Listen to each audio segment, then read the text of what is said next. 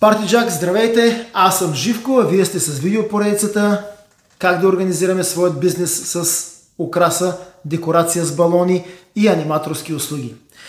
В това видео ще засегна темата за разнообразието. Какво имам предвид?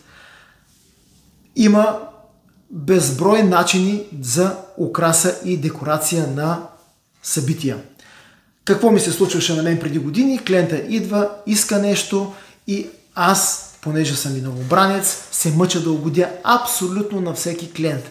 Той иска това пано да не е така извито, ами да е ето така. Иска това не е така, ами ето така. Иска арката не е така, ами ето така. И това всичко са метални конструкции, това всичко са специални пластмасови конструкции, дървени конструкции, които аз отивам, правя и си казвам, аз ще го продам и още веднъж, и още веднъж, и още веднъж. Да, но реалността не е такава. Реалността е, че всеки клиент идва и иска нещо специфично за него, както обясних току-що. И вие трябва да сте готови да си сложите нужната цена, в която всичките тези изисквания да бъдат покрити. Не трябва да мислите, че когато клиента поиска примерно дадена животинка, направена от пенокартон, принтирана или пък определени видове декорации, след това ще може да ги продадете отново и отново, защото много вероятно е това да се случи максимум един-два пъти още. Говоря от опит. Затова и групите, ако погледнете групите за украса с балони и декорации, постоянно някой продава нещо, защото го е направил за даден клиент. Разбира се, в по-голяма част от случаите го е направил и повече за собствена сметка, с по-минимална печалба, дори понякога с никаква, аз съм правил така. И след това се чуди какво да го прави това нещо. Защото просто следващите му клиенти не го искат. Те искат нещо различно.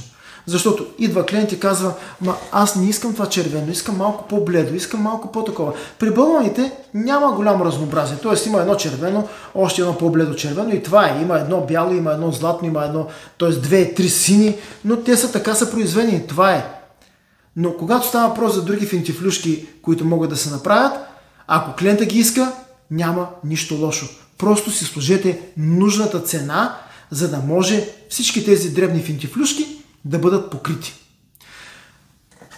Тази грешка се допуска, т.е. грешка да се огажда толкова много на клиента и да се прави почти без пари от много хора, които нямат опит. Това са обикновено дами, които се казали, ще правя украси с балони, от утре ставам декоратор и започват да го правят. Те, разбира се, е възможно и голяма част от тях имат много хубави творчески възможности, но никакво познание за бизнеса. Никаква идея какво след това ще направят с тази дреболийка и колко инвентар могат да трупат във времето. Защото ти го трупаш, но той пък старее, стои, прашлясва и вие не може да го използвате многократно, защото след една година той вече не става и трябва да направите нов. Така че ако клиента примерно иска фигурка меченце, фигурка кученце, фигурка принцеса, от пенокартон принтирана, кажете му колко струва. Проверете. Примерно, в зависимост от размера на фигурката, тя може да е 80, 100, 110 лева. Кажете му, това е цената. След това нека да си я вземе и му кажете, това си е вашата фигурка за вас.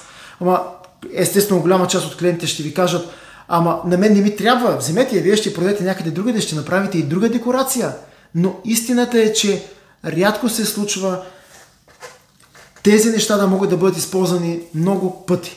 И дори да бъдат използвани 2-3 пъти, това е максимума и вие максимум може да си избиете сумата, която сте дали, за да направите тази фигурка и да я дадете, както се казва, направо без пари.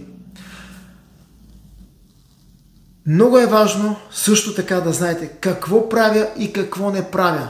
Тоест, определете си това, което правите като декорация, определете си вашия стил и работете в него. Това пък ще ви спести изключително много грижи и, разбира се, трупането на такъв излишен инвентар.